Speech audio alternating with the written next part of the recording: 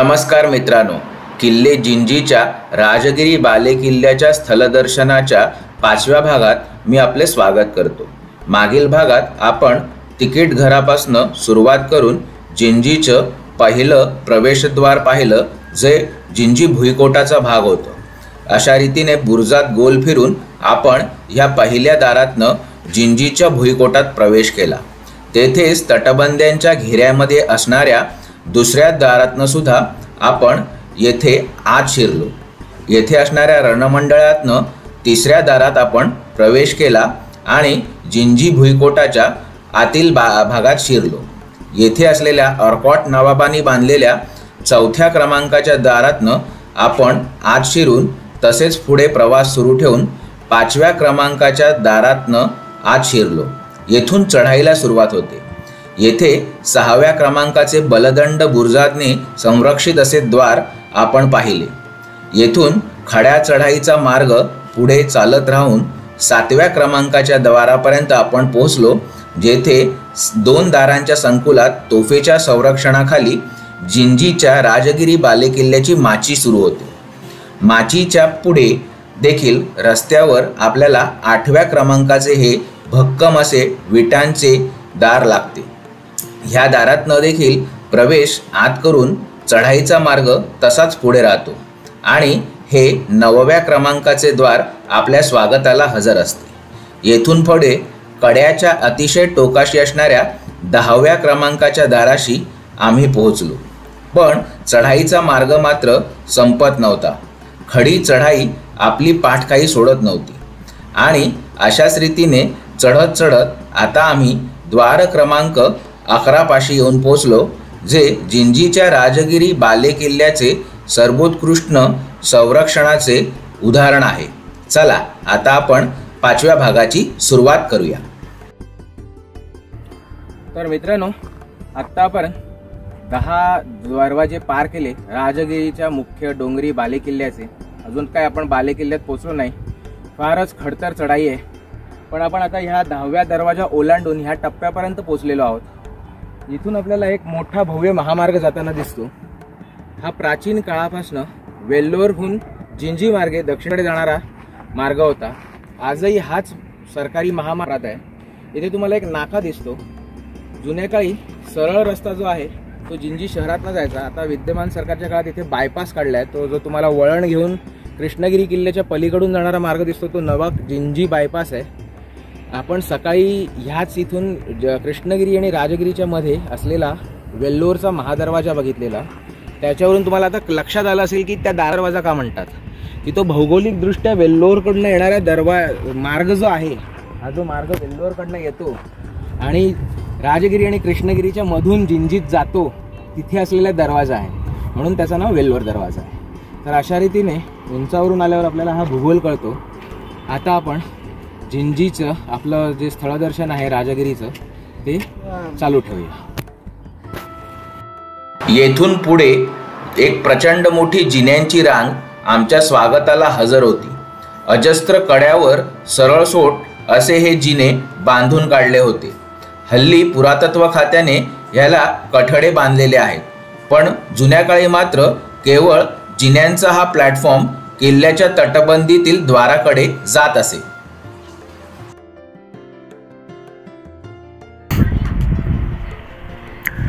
मित्रांनो, जिंजीचा किल्ला अजेय म्हटला जातो आणि राजगिरीचा किल्ला देखील अपराजित असा म्हटला जातो।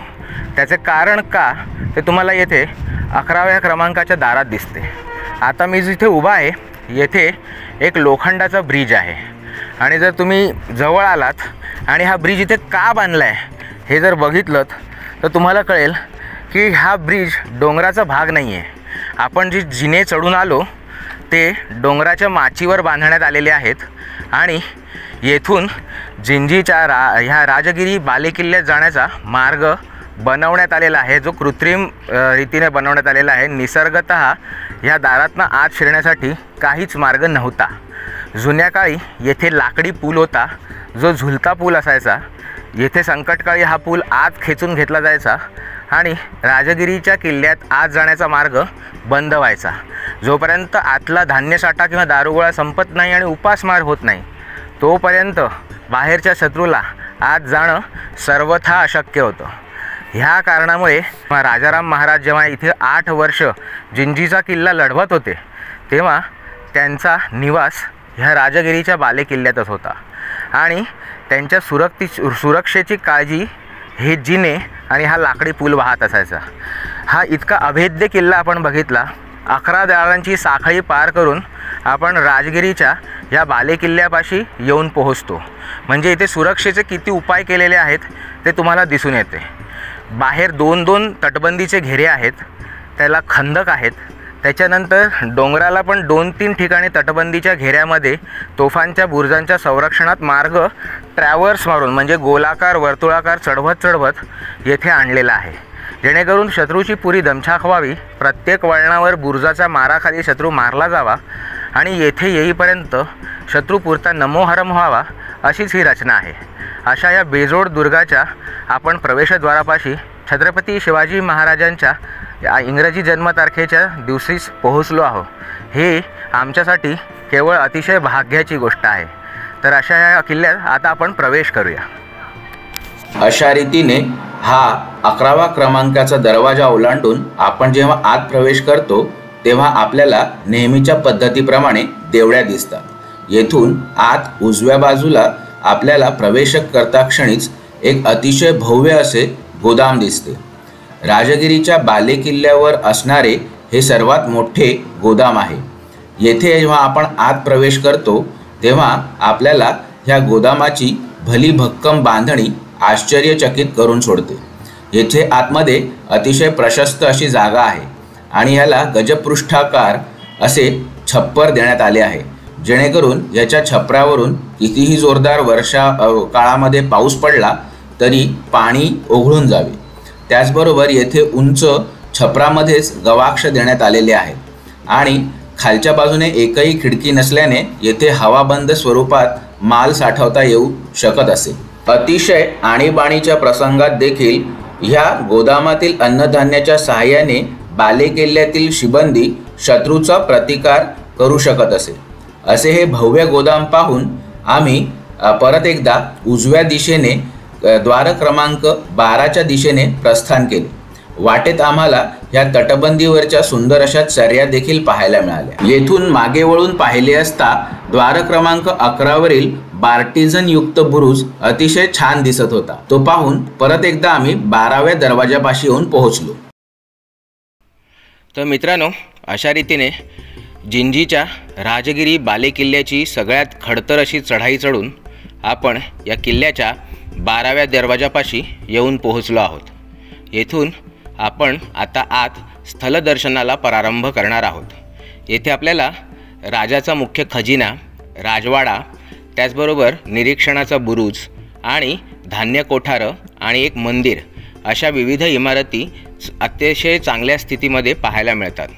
छत्रपती राजाराम महाराज जेव्हा दख्खनमधनं कर्नाटक प्रदेशात आले होते आणि 8 वर्ष जुल्फकार खानाच्या फौजा त्यांना जिंकण्याचा आटोकाट प्रयत्न करत होत्या, तेव्हा जिंजीला मुघलांचा वेढा बसला असताना राजाराम महाराजांचा निवास कदाचित ह्याच राजगिरी किल्ल्यावरील महालात असण्याची दाट शक्यता सगळे इतिहासकार वर्तवतात। कारण सुरक्षेच्या दृष्टीने आपण पाहिले की राजगिरी किल्ला किती अभेद्य आहे। त्यामुळे सामान्य परिस्थितीत खाली राजसिंहासन असलेल्या राजवाड्यात निवास असे आणि युद्धकाळी राजनिवास येथे वर असलेल्या राजवाड्यात होत असे। हीच सामान्य पद्धती जुन्या काळी फॉलो केली जात असल्यामुळे येथे राजाराम महाराजांचा निवास असण्याची दाट शक्यता आपल्याला समजून येते। चला आता आपण येथून आत प्रवेश करून किल्ल्याच्या स्थळदर्शनाचा प्रारंभ करूया। येथून आत प्रवेश करण्यापूर्वी आम्ही 12व्या क्रमांकाच्या दाराची नीट अशी पाहणी केली। हे दार 8व्या क्रमांकाच्या द्वाराशी साधर्म्य राखते। याची खालची बांधणी पूर्ण दगडी असून ह्याच्यावर विटा आणि चुन्यांचे बांधकाम करून नक्षीकामाचा अतिशय चांगला प्रयोग येथे करण्यात आलेला आहे। त्याचबरोबर आपण येथे पाश्चिमात्य बार्टिझन देखील पाहू शकतो। चुन्या आणि विटांचा वापर करून येथे अतिशय सुंदर नक्षीकाम केलेले आहे, जेणेकरून येथे येणाऱ्या अभ्यागतांना कळून यावे की बालेकिल्ल्याच्या ह्या भागामध्ये राजनिवास आहेत आणि बाहेरच्या भागामध्ये मात्र सामान्य सैनिक आणि गोदामांची रचना आहे। येथे प्रवेश करण्यापूर्वी आता आपण छत्रपती राजारामांच्या काळातील इतिहासात देखील डोकावून पाहूया। दरम्यान मुघलांचा जिंजीला वेढा मात्र तसाच सुरू राहिलेला असतो, पण जिंजीच्या मराठा फौजा त्याला दाद मात्र काही देत नाही।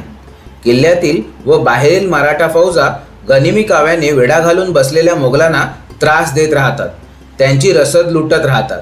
विजापूर, गोवळकोंडा येथून येणारी मुघल रसद छावणीमध्ये पोहोचूच देत नाहीत, त्यामुळे मुघलांची मात्र हालत खराब होते। त्यांच्या या बिकट परिस्थितीची माहिती समजल्यावर विजापूरच्या मुख्य छावणीमधून औरंगजेब कांचीपुरमचा फौजदार अलीमर्दान खानाला खजिना व धान्य घेऊन मदतीला पाठवतो, पण औरंगजेबाला हे माहीत असते की जिंजी जिंकायला याहीपेक्षा प्रचंड मोठं बळ लावावे लागणार। त्याचमुळे त्याने वेढा सक्तीने चालवायला खुद्द शहजादा कामबख्श आणि दातिया संस्थानाचा राजा राव दलपत बुंदेला यांना देखील जिंजीला रवाना होण्याची आज्ञा केलेली असते। 28 मे 1691 ह्या दिवशी हे दोघे सध्याच्या उत्तर कर्नाटकातील वाकिनखेडा किल्ल्यावर बेडर जमातीच्या लोकांविरुद्ध वेढा घालून बसलेले असतात, जेणेकरून त्या बेडर जमातीच्या लोकांनी दक्षिणेतल्या मराठ्यांना मदत करू नये। ते पुढे 20 जुलै 1691 ह्या दिवशी हे दोन्ही मुघल सेनापती वाकिनखेडा किल्ल्याच्या पुढे जिंजीच्या दिशेने रवाना होतात व हेही कमी पडेल असे वाटून औरंगजेब बादशाह मुघल सल्तनतीचा मुख्य वजीर आसद खान जुन्मुद्दुल मुल्क ह्याला देखील जिंजीवर रवाना करतो, पण पावसामुळे ह्या अधिकच्या मुघली फौजा काही रवाना होऊ शकत नाही। पुढे 4 ऑक्टोबर 1691 रोजी शहजादा व वजीर जिंजीपासून 200 किलोमीटर अंतरावर पोहोचतात व राव दलपत ह्याच्या नेतृत्वाखाली खजिना व रसद जिंजीला पुढे पाठवतात। 1 महिन्याने डिसेंबर 1691च्या पहिल्या आठवड्यात राव दलपत व रसद खजिना जुल्फिकार खानाच्या छावणीत पोहोचतो, तेव्हा कुठे जाऊन मुघलांच्या जीवात जीव येतो। 16 डिसेंबर 1691 ह्या दिवशी वजीर व कामबख्श शहजादा पण जिंजीला पोहोचतात। येथून मुघल छावणीत आपापसातच राजकारणाचे सत्र सुरू होते। वजीर आसद खान हा जुल्फिकार खानाचा पिता असतो व तरुण शहजादा कामबख्श त्याला फारसा काही पसंत नसतो। छावणीमधील कमी अधिकाराचे सरदार ह्या बड्या अधिकाऱ्यांमध्ये भांडणे लावतात व मानपानाचे नाट्य रंगते। त्यातून शहजादा व वजीर ह्यांच्यात गैरसमज वाढत जातात आणि ही राजकीय परिस्थिती मात्र मराठ्यांना फारच फायद्याची ठरते। 16 जानेवारी 1692 मुघल फौजा जिंजी सुभ्यातील त्रिनोमालीचा किल्ला मराठ्यांकडून जिंकून घेतात।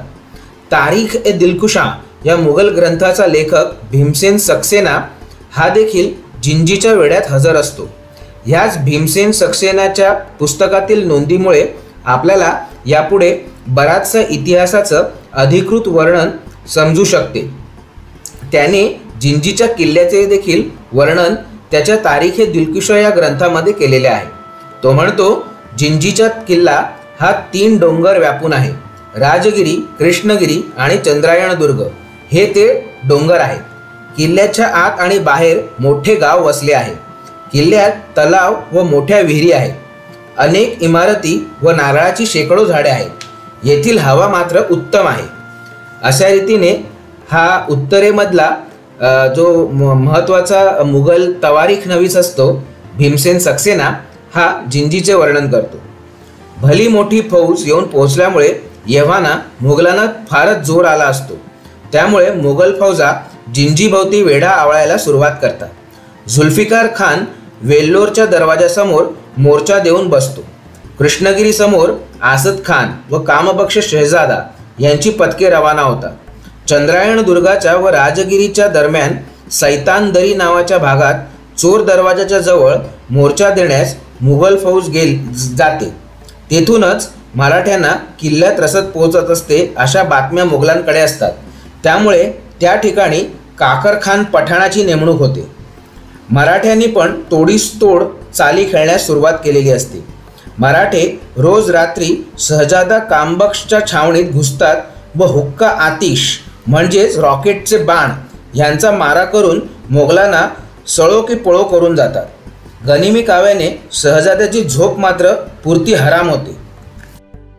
अशा रीतीने मोगल आणि मराठ्यांच्या जिंजीकरत्यात झालेल्या प्रचंड लढायांचा अभ्यास करता करता आता आपण 12व्या क्रमांकाच्या दरवाजातून जिंजीच्या राजगिरी बालेकिल्ल्याच्या सर्वात अंतर्गत भागामध्ये पोहोचलो आहोत. 12व्या दरवाजाच्या पुढे आपल्याला राजगिरी किल्ल्यावरचा अतिशय महत्त्वाचा भाग पाहायला मिळतो. येथून खाली दरीचं अतिशय सुंदर दृश्य आपण पाहू शकतो. त्याचबरोबर आपल्याला राजगिरीच्या बालेकिल्ल्यात प्रवेश करण्यासाठी असलेला दगडी जिन्यांचा प्लॅटफॉर्म आणि त्यावरचा लोखंडी पुलाची रचना देखील येथून अतिशय व्यवस्थित पाहता येते. कड्यावर जवळपास अशक्य अशा चढावावर जिने कोरण्यापेक्षा येथील स्थापतींनी जिन्यांचा प्लॅटफॉर्म तयार करून त्यावर लाकडी पुलाची रचना करून हा किल्ला अभेद्य कसा बनवलेला ह्याचं दृश्य आपण येथून पाहू शकतो. येथून पुढे प्रवास करताना आपल्याला किल्ल्यातील विविध इमारती पाहायला मिळतात. येथे असलेल्या राजनिवासाबरोबरच किल्ल्यातले सुभेदार, किल्लेदार, सबनीस, फडणीस अशा महत्त्वाच्या अधिकाऱ्यांच्या घरांच्या ह्या रचना असाव्यात असा अंदाज व्यक्त करता येतो. कारण ह्या संबंधीचा लिखित पुरावा कुठेही सापडत नाही. पण अतिशय महत्त्वाच्या अशा ह्या बालेकिल्ल्यातल्या ठिकाणी असणारे हे वाडे जरूर मोठ्या अधिकाऱ्यांचे असावेत असंच आपल्याला निरीक्षणांती वाटत राहतं. येथे आपण अशी बरीचशी घरं पाहू शकतो. ही घरे पाहून झाल्यावर उर्वरित स्थलदर्शनासाठी ह्या पाऊलवाटेने आपण पुढे चालत राहतो. येथे आपल्याला उजव्या हाताला एक भली थोरली इमारत दिसते. ही जिंजीच्या किल्ले संकुलातील मुख्य खजिन्याची इमारत होती. ही इमारत नंतर पाहायचे ठरवून समोर दिसणाऱ्या एक अतिविशाल इमारतीकडे आम्ही चालत निघालो. ह्या इमारतीला अतिशय अरुंद असं प्रवेशद्वार होतं. ह्या प्रवेशद्वारातनं आत प्रवेश करता क्षणी आपल्याला ह्या भव्य इमारतीचा अंतर्गत नजारा निश्चित आश्चर्यचकित करून सोडतो. ह्या इमारतीला आतून भले थोरले खांब आहेत आणि ज्याला महिरपीयुक्त कमानींनी सजवण्यात आलेलं आहे. ह्याचं छत काहीसं अर्धवर्तुळाकृती आहे, जेणेकरून ह्या इमारतीवर पावसाळ्यामध्ये जे पाण्याचा वर्षाव होतो त्यातलं पाणी मात्र येथे आत न शिरता संपूर्णपणे खाली ओघळून जावं. आणि आपल्याला असं निरीक्षण करताना हे जाणवतं की ह्या इमारतीला केवळ 3 प्रवेशद्वार असून एकही खिडकी नाही.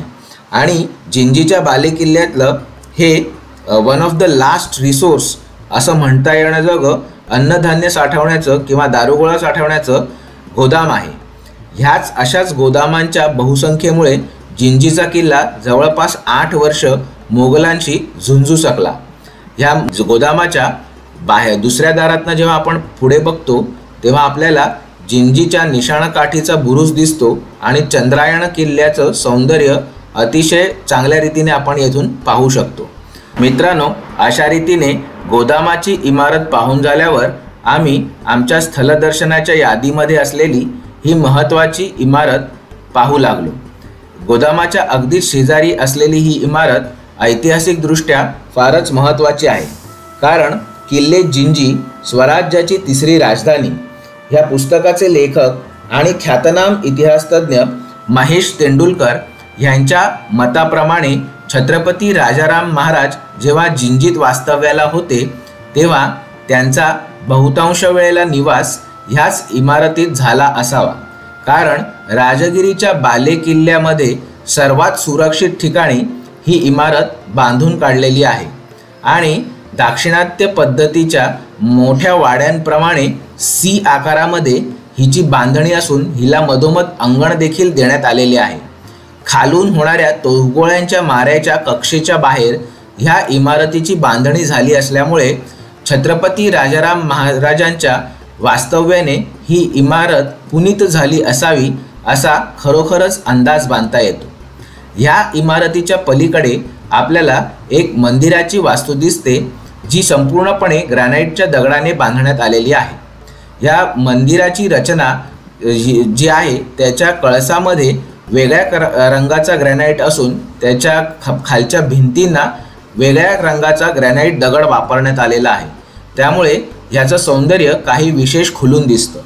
रंगनाथ स्वामी ह्या देवतेसाठी ह्या मंदिराची बांधणी झाली होती, पण इस्लामी आक्रमकांच्या काळामध्ये ह्या मंदिराची मोडतोड झाल्यामुळे पुरातत्व खात्याने आता ह्या मंदिराची संपूर्ण पुनर्निर्मिती केलेली आहे.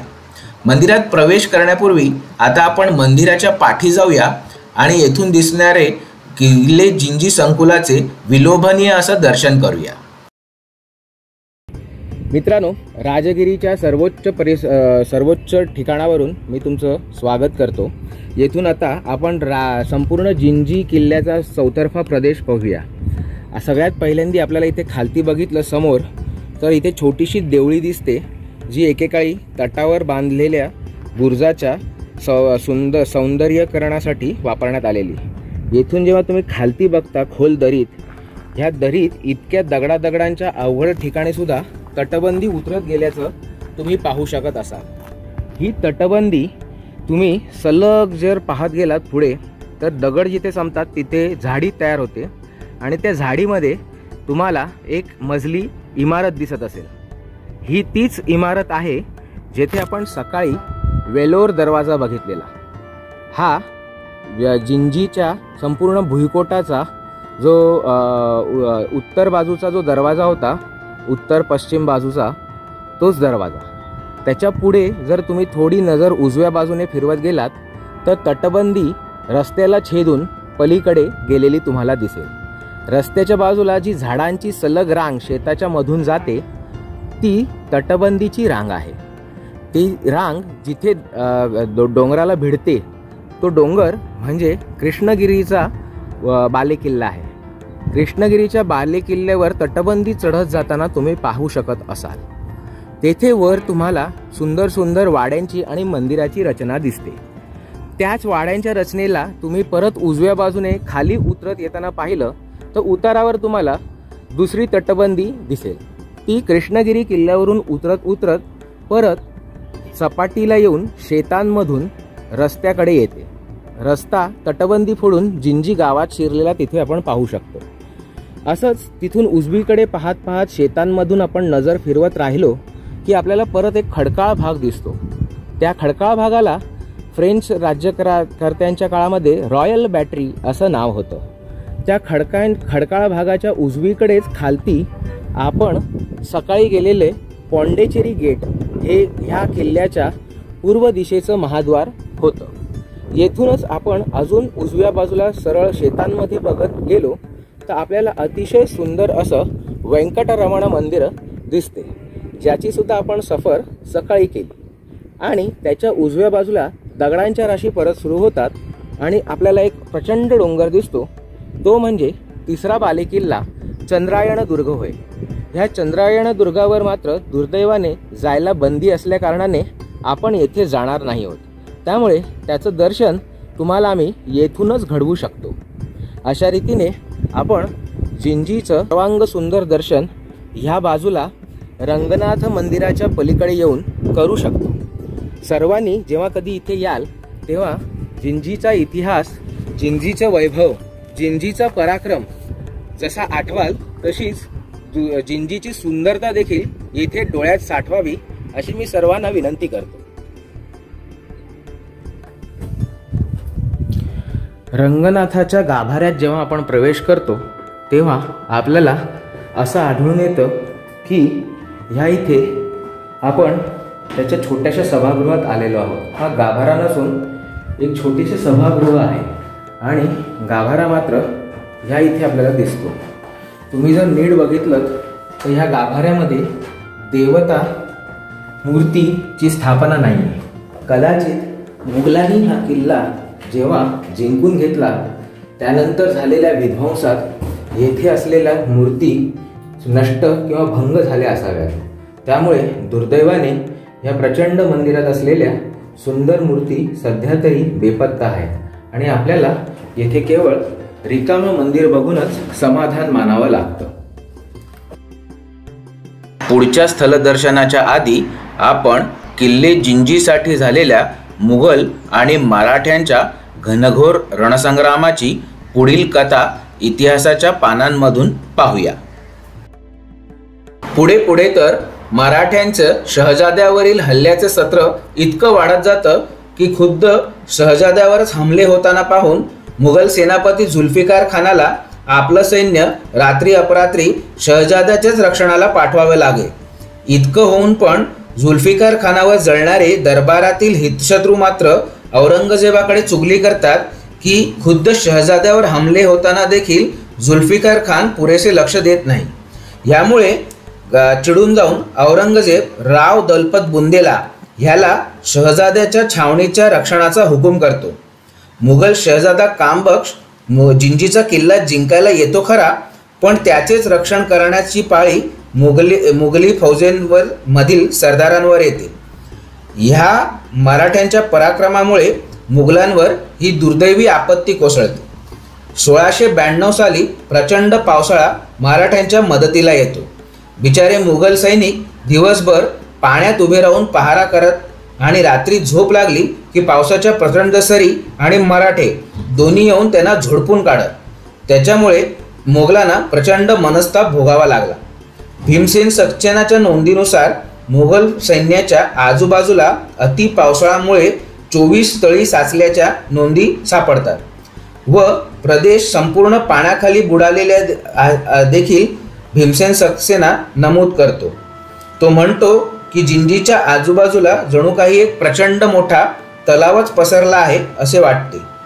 तारीख ए दिलखुशा ह्या त्याच्या ग्रंथात बऱ्याच हल्ल्याचा बारीक सारीक नोंदी भीमसेन सक्सेना करतो. 1692च्या पावसाळ्यात असाच एक हमला मराठे मोमीन खान नावाच्या मुघल सरदाराच्या मोर्चावर करतात.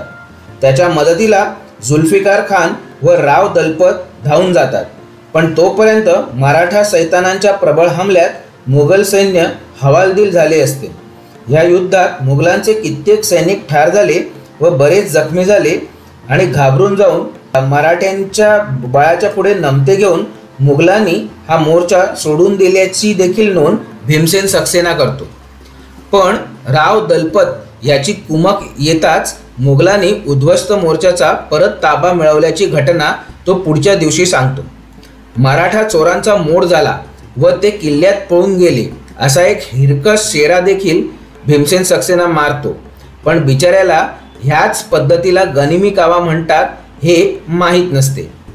ऑक्टोबर ते नोव्हेंबर 1692 या महिन्यांदरम्यान सेनापती संताजी घोरपडे आणि धनाजी जाधव 15,000ची मराठा फौज घेऊन जिंजीच्या परिसरात दाखल होतात आणि त्यामुळे मात्र मुघलांची पळताभुई थोडी होते. येता क्षणी सलामीच्या सामन्यातच मुघलांना जोरदार तडाखा देतात. त्याची तारीख मात्र नक्की कळत नाही, पण मुघल ग्रंथात ह्या हल्ल्याची हकीकत मात्र कळते. धनाजीला तोंड देण्यास जुल्फिकार खान वेल्लोर दरवाजा व कृष्णगिरीच्या मधील मुख्य छावणीत सर्व मुघल सरदारांना एकत्र बोलवतो. पण दक्षिणेच्या बाजूचा सरदार इस्माईल मका मात्र किल्ल्याला वळसा घालून येत असताना पाठीच राहतो. ही संधी साधून संताजी घोरपडे 7,000 फौजीनिशी इस्माईल मकावर हमला करतात व हे किल्ल्यातून मराठे देखील पाहत असतात. ते देखील इस्माईल मकाच्या फौजेवर किल्ल्याच्या बाजूने तुटून पडतात. इस्माईल मका पुरता कैचीत सापडतो. तरीही नेटाने पुढे सरकत सैतान टेकडीच्या काकर खानच्या मोर्चात पोहोचण्याची तो शर्त करतो. त्याला वाटते तेथील मुघल फौजेची मदत मिळेल, पण त्याला हे ठाऊक नसते की काकर खान देखील जुल्फिकार खानाच्या बोलावण्यानुसार तिकडचा मोर्चा सोडून वेल्लोर दरवाजासमोर निघून गेलेला आहे. त्यामुळे तो मोर्चा रिकामी झालेला असतो. ह्या दरम्यान रात्र होते. अंधारात मुघल तुकडीची अवस्था मराठ्यांच्या तावडीत सापडून बिकट होते. तरीही हार न मानता इस्माईल मका शेवटचा प्रयत्न म्हणून हत्तीवर स्वार होऊन मराठ्यांवर चालून जातो. मराठे त्याचा हत्ती घेरतात. त्याला बाणांच्या बऱ्याच जखमा होतात व तो बेशुद्ध होऊन हत्तीवरून कोसळतो. मराठा फौजा त्याला कैद करून किल्ल्यात नेतात. इस्माईल खान मकाचे 500 घोडे व 2 हत्ती देखील मराठ्यांच्या ताब्यात जातात. ह्या युद्धात याचप्पा नायक हा सरदार मराठ्यांच्या तर्फे बराच पराक्रम गाजवतो. पुढे इस्माईल मकाला जिवंत कैद करून राजाराम महाराजांपुढे सादर करतो. पण जुन्या काळी याचप्पा नायक व इस्माईल मका कुतुबशहाच्या फौजेत एकत्र असतात व त्या मैत्रीचे स्मरण ठेवून याचप्पा नायक राजाराम महाराजांना इस्माईल मकाला सोडून देण्याची विनंती पण करतो. त्याचा मान ठेवून महाराज पण मकाला सोडून देतात. मराठा दफ्तरात याची अगदी रुक्ष कोरडी नोंद मिळते. शके 1614 अंगिरा संवत्सरे मार्गशीर्ष मासी सुद 15 दिवशी धनाजी जाधव चंदीस राजा रामाचे मदतीस शंकराजी पंथी रवाना केले. त्यांनी जातात चौकीसमोर मोगलाची मारून इस्माईल मका धरिला. 500 घोडी 2 हत्ती पडाव केली. तारीख दिलकुशामध्ये मात्र भीमसेन सक्सेना याचे सविस्तर वर्णन देतो. त्यामधूनच मराठ्यांच्या पराक्रमाची आणि दिलदारीची देखील ही कथा समजते. हाच भीमसेन सक्सेना मुघलांच्या अजून एका जंगी पराभवाची नोंद करतो, ज्यातून मराठा गनिमिकावा दिसतो. अलीमर्दान खान नावाचा सरदार वेल्लोर जवळच्या कांचीपुरम शहराचा फौजदार असतो. कांची शहर प्राचीन मंदिर व साड्यांच्या व्यापारासाठी प्रसिद्ध होते व आहे देखील. जिंजीला जाणारी मुघल रसद कांचीच्या ठाण्यात जमा होत असे. तेथून ती जिंजीला रवाना होई. संताजी घोरपडे कांचीपासून 32 किलोमीटर अंतरावर असणाऱ्या कावेरी पाक किल्ल्याजवळ सैन्यासह पोहोचतात. ही खबर अलीमर्दान खानाला मिळते. त्याचे सैन्य मात्र किती हे अलीमर्दान खानाला ठाऊक नसते. तरीही कांची ठाण्याच्या रक्षणासाठी तो संताजी घोरपडेवर आक्रमण करतो आणि येथेच पुरता फसतो. मराठा हेर ही बातमी संताजी घोरपडेंना कळवतात. चतुर संताजी अवघ्या 2000च्या तुकडीने अलीमर्दान खानाला सामोरे जातात व थोडीशी लढाई करून पळ काढायचे नाटक करतात. मराठे घाबरलेले पाहून अलीमर्दान खान चवताळतो व पाठलागावर निघतो. संताजी त्याला आपल्या 7000च्या मुख्य तुकडीसमोर अलगद आणून पुरता घेरतात. अलीमर्दान खान ठाणेदार आणि कांचीपुरमची फौज ही पूर्णपणे लुटली जाते. 6 हत्ती 1500 घोडे सैन्याबरोबरच्या व्यापाऱ्यांचे सर्व सामान आणि माल संताजी घोरपड्यांना मिळतो. अशीच मोठी लूट घेऊन संताजी घोरपडे आणि धनाजी जाधव जिंजीच्या बाहेरच्या परिसरामध्ये एकत्रितरित्या मिळवतात. झेधे शकावलीतील या घटनेची नोंद पुढील प्रमाणे आहे. शके 1614 अंगिरा संवत्सरे मार्गशीर्ष वद्य 1 संताजी घोरपडे 15,000 स्वारांनीसी रामचंद्रपंथी रवाना केले. ते चंदीस येते वेळेस कची म्हणजेच कांची जवळ अलीमर्दान खान दस्त केले. 1500 घोडे व 6 हत्ती पडाव केले. तर मित्रांनो, अशा रीतीने मराठा आणि मोगलांच्या लढायांचा इतिहास पाहून झाल्यावर पुन्हा एकदा आपण जिंजी राजगिरी बालेकिल्ल्याच्या स्थलदर्शनाकडे वळूया. रंगनाथाच्या मंदिराचे दर्शन झाल्यावर आम्ही आमचा मोहरा निशाणकाठीच्या बुरुजाकडे वळवला. हा अतिशय सुंदर असा बुरुज जिंजीच्या राजगिरी बालेकिल्ल्याच्या निशाणकाठीचा बुरुज आणि निरीक्षणाचा मनोरा म्हणून वापरला जात असे. त्याचबरोबर येथे सैनिकांच्या राहण्याची देखील व्यवस्था केली जात असावी असे म्हणण्यास पुष्कळ वाव आहे. कारण ह्या बुरुजाच्या अंतर्गत भागामध्ये शिरल्यावर आपल्याला बऱ्याच खोल्यांची रचना देखील पाहायला मिळते. त्याचबरोबर ह्या बुरुजामध्ये शिरल्यावर आपल्याला खोल्यांकडे जाण्यासाठी असे भले थोरले पॅसेज देखील पाहायला मिळतात. येथे आत आपण सैनिकांच्या राहण्याची व्यवस्था केली गेलेली पाहू शकतो. हा थोडा आता कोंदट भाग आहे, पण येथे प्रकाशासाठी आणि हवा खेळती राहण्यासाठी त्याचबरोबर बंदुकांच्या माऱ्यासाठी अशी येथे गवाक्षांची रचना केली गेलेली आपल्याला पाहायला मिळते. येथून आपण अशीच या खोलीभोवती फिरवलेल्या पॅसेजमधून संपूर्ण बुरुजाच्या अंतर्गत भागामध्ये फेरी मारू शकतो. अर्थात आता हा पुरेसा जीर्ण झाल्यामुळे ह्या गवाक्षांच्या आजूबाजूला असलेल्या चिरे ढासळून ह्यांचा मूळ आकार थोडासा नष्ट झालेला आहे. पण आपल्या प्राचीन वैभवांच्या खुणा दाखवत हे गवाक्ष आणि हा जो चौकोनाकृती पॅसेज फिरवलेला आहे तो इतिहासाची आठवण जागृत करत उभा असतो। तळघराची रचना पाहून झाल्यावर आम्ही येथे वरच्या मजल्यावरील भागामध्ये अंतर्गत रचना पाहण्यासाठी आलो। तत्पूर्वी याच्या बाहेर असलेल्या सज्जातनं परत एकदा दरीच्या दिशेने जाऊन आम्ही जिंजीच्या किल्ल्याच्या सर्वोच्च भागावरून खाली दिसणाऱ्या नयनरम्य दृश्याचा आस्वाद घेतला। निरीक्षणासाठी बांधलेल्या या मनोऱ्याच्या चौतर्फा निरीक्षण करण्याच्या हेतूने येथे असलेल्या सज्जातनं आम्ही आमची सफर सुरूच ठेवली। येथून चंद्रायण दुर्गाच्या बाजूला असलेल्या दरीचं मनमोहक दृश्य आम्हाला पाहायला मिळालं आणि संपूर्ण 360 अंशात मनोऱ्याभोवती फिरण्याच्या उद्देशाने निर्माण केलेल्या या सज्जातनं पाठच्या बाजूला आल्यावर येथे किल्ल्याच्या अंतर्गत भागात असलेली गोदामे त्याचबरोबर मंदिराची रचना देखील पाहायला मिळाली। अशा रीतीने पहिल्या मजल्यावरची 360 अंशाची प्रदक्षिणा संपूर्ण करून आम्ही ह्या निरीक्षणाच्या मनोऱ्याच्या वरील दिशेने आमचा प्रवास सुरू ठेवला। ह्या जिन्यांवरून जाताना खोलीच्या अंतर्गत भागाचे सुद्धा दर्शन झाले।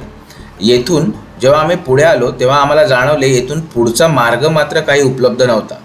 कदाचित येथे एखादा सज्जा असावा, कारण या सज्जातनं अतिशय सुंदर असं कृष्णगिरी किल्ल्याचं दर्शन करता येतं आणि हे दर्शन करून आम्ही परत एकदा ह्या मनोऱ्याच्या खालच्या भागात येऊन येथे असलेल्या मुख्य खोलीचा अंतर्गत भाग कसा दिसतो ते पाहायला आतमध्ये शिरलो। येथे आपल्याला वर घुंटाची रचना केलेली दिसते, त्याचबरोबर एक भव्य खिडकी देखील या मोठ्या अशा खोलीला आपल्याला पाहायला मिळते। त्यावरून येथे कदाचित लोकांच्या राहण्याची किंवा करमणुकीची जागा असावी असा अंदाज करता येतो। येथून ही खोली पाहून देखील आम्ही बाहेर पडलो। हा प्रशस्त असा बुरुज बऱ्याच कोणामधनं पाहता येतो, त्यामुळे आम्ही या भागातनं परत पाठी येऊन दुसऱ्या बाजूला असलेल्या जिन्यांच्या मार्गाकडे वळून तेथून काय दिसते ते पाहायला वर पोहोचलो। पण विरुद्ध दिशेला असलेल्या सज्जांच्या प्रमाणेच येथे केवळ सज्जांची रचना असल्याचं आम्हाला जाणवलं, कारण येथून वर जाण्याचा मात्र काहीच मार्ग उपलब्ध नव्हता। पण येथून चंद्रायण दुर्गाच्या बाजूला असलेल्या अपरिचित अशा सैतान दरी नावाच्या भागाचं अतिशय चांगल्या रीतीने दर्शन करता येत होतं आणि त्याचबरोबर थोडासा जर आपण पुढे आलो तर येथून नेहमीप्रमाणे संपूर्ण जिंजी किल्ल्याचं नयनरम्य दृश्य पाहता येत होतं। ह्या सुंदर दृश्याचा आस्वाद घेऊन आम्ही आमची दुर्ग भ्रमंती अशीच पुढे सुरू ठेवली आणि निरीक्षण मनोऱ्याचा जो अतिशय सर्वोच्च भाग आहे, जेथे कदाचित एकेकाळी मराठ्यांचा भगवा फडकत असेल, तो कसा दिसत असेल ह्याचं आम्ही जणू काही थोडंसं इमॅजिनेशन करून आमचा मोहरा गोदामाच्या इमारतीकडे वळवला। आम्ही गोदाम तर आधीच पाहिलं होतं, पण त्याच्या कोपऱ्यात असलेल्या ह्या जिन्यांच्या मार्गाने आम्ही वर छतावर जायचं ठरवलं, कारण या भव्य गोदामाच्या प्रशस्त मोकळ्या अशा छतावरून जिंजी किल्ला पाहणं एक वेगळाच अनुभव ठरला होता। ही जे उंच जिने आहेत हे चढून आम्ही ह्या गोदामाच्या प्रशस्त अशा छतापाशी येऊन पोहोचलो। येथे अर्थात महाराष्ट्रातील किल्ल्याप्रमाणे येथे तमिळ लोकांनी देखील किल्ल्याच्या भिंतींवर अतिशय अभद्र गलिच्छ संदेश आणि स्वतःची नावं कोरून ठेवण्यात धन्यता मानलेली आहे। हे बघून आम्हाला फारच वाईट वाटलं, पण येथून दिसणारा देखावा मात्र आमचे भान हरपून गेला, कारण जो निरीक्षण मनोरा आहे त्याच्या बॅकग्राऊंडवर असलेलं भव्य दृश्य निश्चितच फार मनमोहक होतं। जिंजीचा तिसरा बालेकिल्ला चंद्रायण दुर्ग येथून फारच सुखद असं दर्शन देत होता आणि राजगिरी आणि चंद्रायण दुर्गाच्या मध्ये असलेली सैतान दरी देखील आपली भव्यता येथून अतिशय चांगल्या रीतीने दाखवत होती। अशा रीतीने ह्या गोदामावरून फिरताना किल्ल्याचे चौतर्फा निरीक्षण करता येत होते। किल्ल्याच्या अंतर्गत भागामध्ये असलेली गोदामं, तेथे असलेला राजमहाल, त्याचबरोबर ह्या गोदामाच्या चौतर्फा फिरताना येथून दिसणारं मंदिर आणि पलीकडे दिसणारा राजगिरीच्या समोर असलेला भव्य असा कृष्णगिरी किल्ला देखील येथून अतिशय उत्तम रीतीने पाहता येत होता। असं संपूर्ण दर्शन करून आम्ही किल्ल्यामधील पुढे असलेली महत्त्वाची इमारत म्हणजेच किल्ल्यावरचा खजिन्याची इमारत किंवा जवाहरखाना ह्याच्याकडे आमचा मोहरा वळवला. जवाहरखाना नावाने ओळखले जाणारी ही जी खजिन्याची इमारत आहे याचे छत मात्र सद्यस्थितीत पूर्णपणे पडून गेलेले आहे. जेव्हा आपण याच्या दारातनं आत प्रवेश करतो तेव्हा आपल्याला केवळ चारही बाजूच्या भिंतीचेच अस्तित्व जाणवते आणि छप्पर नसल्याने अतिशय सुंदर असं निळं आकाश येथून आपण पाहू शकतो. पण सध्या ह्या इमारतीची पडझड झाल्याने येथे फारसे काही पाहण्यालायक नाही. केवळ एक महत्त्वाचा ऐतिहासिक अवशेष म्हणून खजिन्याची इमारत ही जागा आपण निश्चित येऊन पाहू. तर मित्रांनो, अशा रीतीने आपण राजगिरीच्या बालेकिल्ल्याची ही पूर्ण स्थळदर्शनाची सफर संपूर्ण केलेली आहे. जिंजीच्या राजगिरी बालेकिल्ल्याचा हा पहिला भाग तुम्हाला कसा वाटला ते आम्हाला तुमच्या प्रतिक्रियांद्वारे आवर्जून कळवा. तुमच्या प्रतिक्रियांची आम्हाला नेहमीच प्रतीक्षा असते. तुम्हाला हा व्हिडिओ आवडलास आम्हाला जरूर लाईक्स करा आणि तुमच्या मित्रपरिवाराला हा व्हिडिओ जरूर फॉरवर्ड करा, जेणेकरून जिंजीच्या ह्या अमूल्य इतिहासाची आणि स्थळदर्शनाची माहिती महाराष्ट्रातल्या जनतेला जास्तीत जास्त मोठ्या प्रमाणात पोहोचू शकेल. त्याचबरोबर जर तुम्हाला हे आमचे व्हिडिओ आवडत असतील तर आम्हाला सबस्क्राईब करायला विसरू नका. आपण पुन्हा भेटूया जिंजीच्या भुईकोटाच्या राजवाड्या आणि गोदामांच्या रचनेची गुपितं तपासायला पुढच्या एपिसोडमध्ये. तोपर्यंत नमस्कार, धन्यवाद.